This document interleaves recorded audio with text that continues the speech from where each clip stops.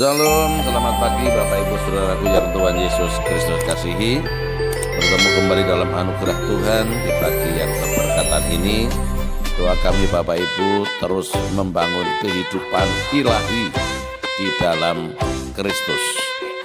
Renungan pagi hari ini dari Injil Yohanes pasal 10 ayat 10. Pencuri datang hanya untuk mencuri dan membunuh dan membinasakan. Aku datang supaya mereka mempunyai hidup dan mempunyainya dalam segala kelimpahan. Amin. Bapak Ibu yang terkasih, pencuri datang untuk mengambil kehidupan. Adam telah kehilangan hidup kekal, diganti dengan bios. Kehidupan bios adalah kelihatan hidup tetapi mati. Kehidupan yang hanya memperhatikan kebutuhan dan keberadaan manusia jasmani saja. Contoh, menjaga kondisi fisik atau kesehatan dengan makan yang teratur dan bergizi, berolahraga, tidur yang cukup, dan lain sebagainya. Itu tidak salah, tetapi bukan itulah yang dimaksud dengan kehidupan yang sesungguhnya. Padahal hakikat manusia kita yang sesungguhnya adalah manusia rohani. Yesus datang untuk memberi kehidupan. Kehidupan yang ia berikan sekarang ini adalah kehidupan yang kaya dan penuh kelimpahan. Itu adalah hidup kekal dan itu segera dimulai. Kehidupan dalam Kristus adalah hidup pada taraf yang lebih tinggi karena pengampunan, kasih, dan bimbingannya yang melimpah-limpah di dalam kehidupan kita. Itu disebut kehidupan sohe. Kehidupan sohe adalah hidup kekal, yaitu kehidupan di dalam Kristus. Lantas bagaimana seseorang dapat membangun hidupnya di dalam keilahian Kristus? Yang pertama adalah membangun dasar keyakinan atas firman Tuhan. Dalam Yohanes pasal 8 ayat 31 sampai 32, maka katanya kepada orang-orang Yahudi yang percaya kepadanya, jikalau kamu tetap dalam firman-Ku, kamu benar-benar adalah murid-Ku, dan kamu akan mengetahui kebenaran, dan kebenaran itu akan memerdekakan kamu.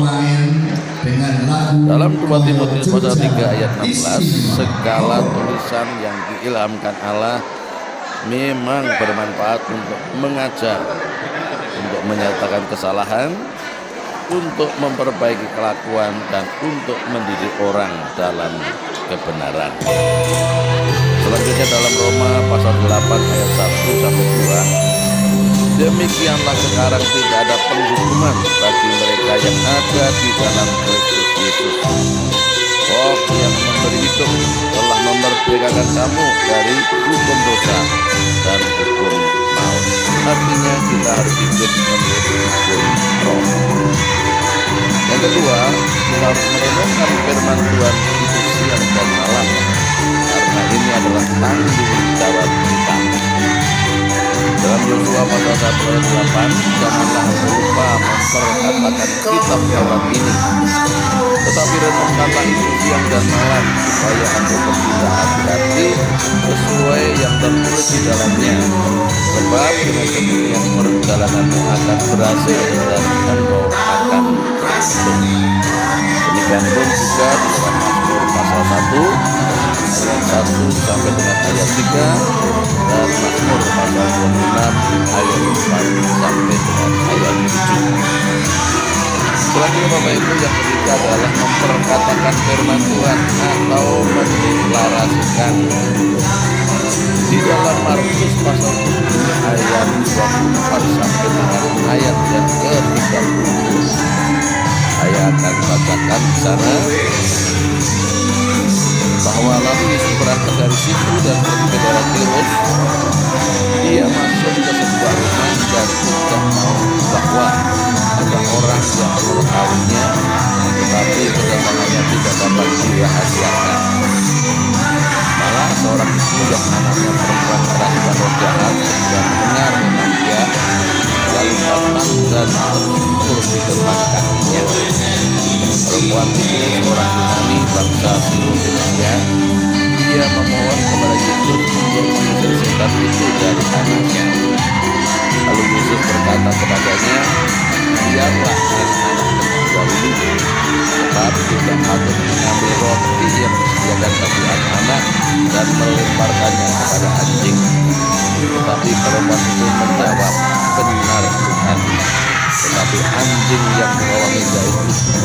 menghilangkan remah-remah yang dijatuhkan anak-anak. Maka kata Yesus kepada perempuan itu, karena kata-katamu itu, pergilah sekarang, sebab setan itu sudah keluar dari perempuan itu pulang ke rumahnya. Lalu didapatinya anak itu berbaring di tempat sedang setan itu sudah keluar.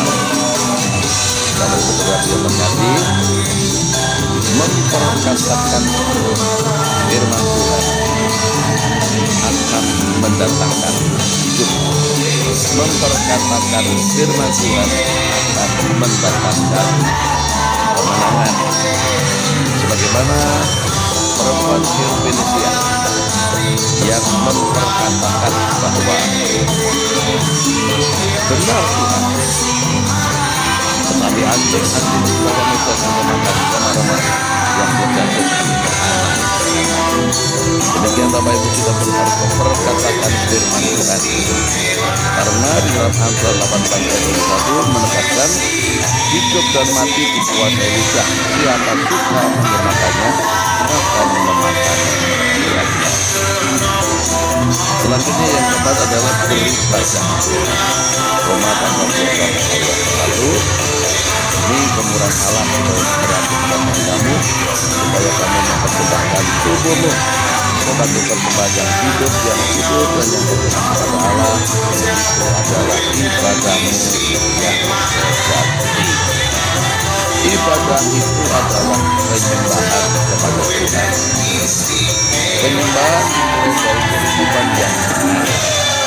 Bayangkan Bapak Ibu, apabila masih banyak sampah-sampah rohani, bagaimana kita dapat menyembah Tuhan? Mari kita membaca dalam Efesus pasal yang keempat ayat 25 mulai sampai dengan ayat 32. Karena itu buanglah dusta dan berkatalah benar seorang kepada yang lain, karena kita adalah sesama anggota. Apabila kamu menjadi marah, janganlah kamu berbuat dosa. Janganlah matahari terbenam sebelum padam amarahmu, dan janganlah beri kesempatan kepada iblis. Orang yang mencuri, janganlah ia mencuri lagi, tetapi baiklah ia bekerja keras dan melakukan pekerjaan yang baik dengan tangannya sendiri, supaya ia dapat membagikan sesuatu pada orang yang berkekurangan. Janganlah ada perkataan kotor keluar dari mulutmu, tetapi pakailah perkataan yang baik untuk membangun di mana perlu, supaya mereka yang mendengarnya beroleh kasih karunia. Dan janganlah kamu mendukakan Roh Kudus Allah yang telah membetulkan kamu menjelang hari penyelamatan. Segala kebaikan, kegeraman, kemarahan, pertikaian, dan fitnah hendaklah dibuang dari antara kamu, demikian pula segala kejahatan. Tetapi hendaklah kamu ramah seorang terhadap yang lain, penuh kasih mesra dan saling mengampuni, sebagaimana Allah di dalam Kristus telah mengampuni kamu. Bapak Ibu saudaraku yang terkasih dalam Tuhan, penyembahan adalah kesadaran akan kebesaran Tuhan.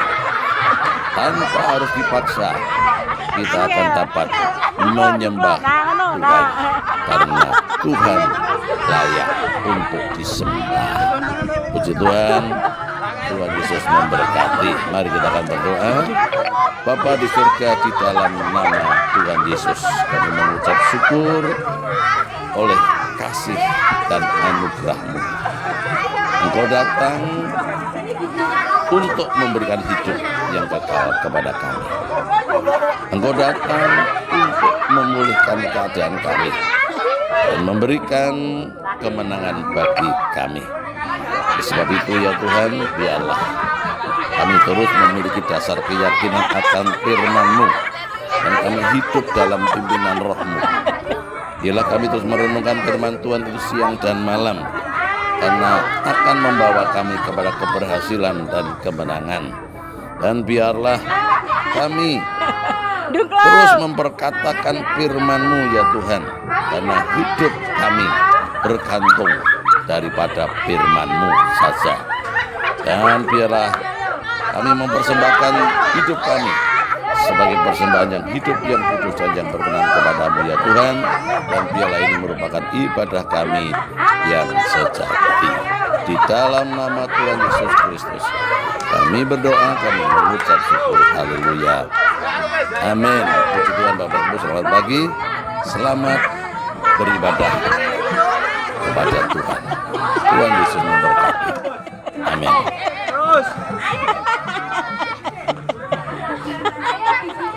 Giginya mana? Giginya